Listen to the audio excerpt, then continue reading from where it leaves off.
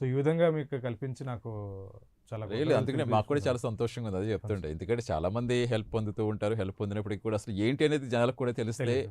Okay. ఎంతవరకు ఇది మనం కూడా ఏమైనా ప్రాబ్లమ్ వచ్చిందంటే వీళ్ళని కనుక అప్రోచ్ సంప్రదిస్తే అవ్వాలి అని డెఫినిట్‌గా ఒక పరిష్కారం దొరుకుతుంది మనకి. ఎంతో అవును కొంత సార్. వాళ్ళ ప్రయత్నం సక్సెస్‌ఫుల్‌గా జరుగుతుంది అనేది కూడా కన్వే అవుతుంది కదా! అవును యెస్. సార్. ఇక లిబియా గురించి మాట్లాడుకుందాం. అవును. అసలు ఏంటండి లిబియా ప్రాసెస్ ఏంటి? అసలు ఎందుకు వెళ్ళాల్సొచ్చింది? మీరు జనరల్‌గా ఏం చేస్తూ ఉంటారు మీరు ఇక్కడ?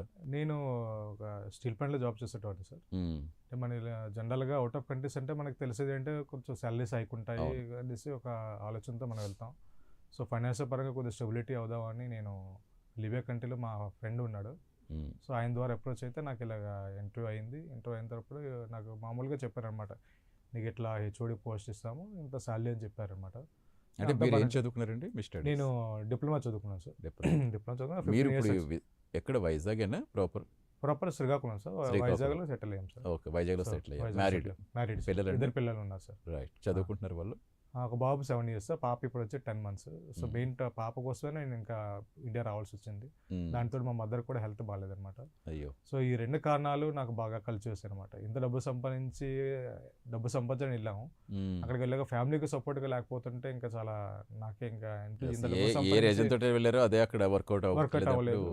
కష్టమే సో కదా! ఏంటంటే నేను నమ్మి వెళ్ళాను ఒక వ్యక్తిని. హ్మ్. ఆయన నాకు ఇలా మోసం చేస్తాడని నేను ఎక్స్‌పెక్ట్ చేయలేదు. అవును సార్. తెలియాలి ఇంకా. సామాన్యులకు అండగా అవును ఖచ్చితంగా సార్. ఇదేదో ఆశించి కాదు. అవును సార్. సామాన్యులకు అండగా ఎందుకంటే వారు పరిష్కరించిన సమస్యలు చాలా ఉంటాయి. ఎలా అవును. అప్రోచ్ అవ్వాలో తెలీదు కాబట్టి విదేశాల్లో ఉన్నవాళ్ళు కావచ్చు, లోకల్‌గా ఉన్నవాళ్ళు కావచ్చు. అవును సార్. ఎవరికైనా సరే వారి సమస్య మీద మా ప్రయత్నంగా వాళ్ళ పరిష్కారం చూపేటట్టుగా మా ప్రయత్నంగా మేము చేస్తున్నాం అవును చెప్పడానికి. సార్. యెస్. అంటే ఎంబసీ గురించి చెప్పారు కదా ఇందాక. నిజంగా అవునండి. వీళ్ళకి ఎంబసీని అప్రోచ్ అవ్వడం కూడా రాదు. రాదు అసలు సార్. ఏంటండి ఆ రూల్స్ ఎలా ఉంటాయి? ఇప్పుడు ఎంబసీలు అంటేనే మన ఇండియన్స్‌ని కాపాడడానికి ఎక్కడెక్కడ ఎక్కడైనా ఇండియన్ ఉంటారు ఎంబసీ సార్. అనేది అవును సార్. ఉంటుందంటే ఏ దేశంలో అలాగే ఉంటుంది. అవును సార్. అసలు వాళ్ళని ఎలా అప్రోచ్ అవ్వాలి నిజంగా వీళ్ళకి ఒక ఫోన్ నంబర్ ద్వారా అప్పుడు కొంతమంది మెయిల్ పెట్టడం రాదు. అవును సార్. అలాంటిదప్పుడు మీరంటే ఎడ్యుకేటెడ్ కూడా నో ప్రాబ్లమ్. అవును సార్. చాలా మందికి అది తెలీదు. అసలు ఎలా ఉండాలి? ఎలా వెళ్ళాలి వాళ్ళు? అంటే ఇండియన్ ఎంబసీ మనకి అంటే ఫస్ట్ మన కంట్రీలో ఉన్న ఏ కంట్రీకి వెళ్తున్నామో ఆ హ్మ్. కంట్రీ తరపున ఉన్న ఇండియన్ ఫస్ట్ మనం ఇక్కడ వెళ్ళే ముందే మనం అక్కడ ఉన్న ఇండియన్ ఎంబసీ ఎవరున్నారో వాళ్ళకి మెయిల్ ఐడీస్, ఫోన్ నెంబర్స్ అన్ని తీసుకోవాలి సార్. యెస్. అవి మనం సేవ్ చేసి సేవ్ పెట్టుకోవాలి. చేసుకొని ముందుగానే పెట్టుకోవాలి. హ్మ్. అంటే అక్కడ వెళ్ళిన తర్వాత ఏ సమస్య వస్తుందో ఎవరికి చెప్పలేము. యెస్. సమస్య వచ్చిన తర్వాత మనం వెంటనే వెళ్ళిపోవాలంటే అది చాలా కష్టం అది. హ్మ్. మనకి ఎంతో హైయర్ లెవెల్ అప్రూవల్స్ గానీ, లేకపోతే ఇలాంటి సామాజిక మాధ్యమాల ద్వారా అప్రోచ్ అయ్యి వెళ్ళాలే తప్ప, మనం ఈ రోజు వచ్చి రేపు వెళ్ళిపోతామంటే అది అవును. అవ్వదు సార్. హ్మ్. సో వీళ్ళంటారు ముందుగానే వెళ్ళేటప్పుడే ముందుగానే ఎవరినైతే ఇలా ఇండియన్ ఎంబసీ ఉంటాయో వాళ్ళ mail IDs, phone numbers, contacts అన్నీ తీసుకొని వెళ్ళి ఒకవేళ వాళ్ళకి రాయడం కూడా రాకపోతే పక్కన చదువుకున్న వాళ్ళు ఎవరైతే ఉంటారో వాళ్ళతోటి మెయిల్ చేయడం కానీ అన్నీ జరగాలి సార్. హ్మ్. అలాగే వాళ్ళకైతే ఏ స్టేట్ అయితే ఆ స్టేట్‌లో ఉన్న న్యూస్ ఛానల్స్ ఉంటాయో, ఏవైతే మనకి అవును.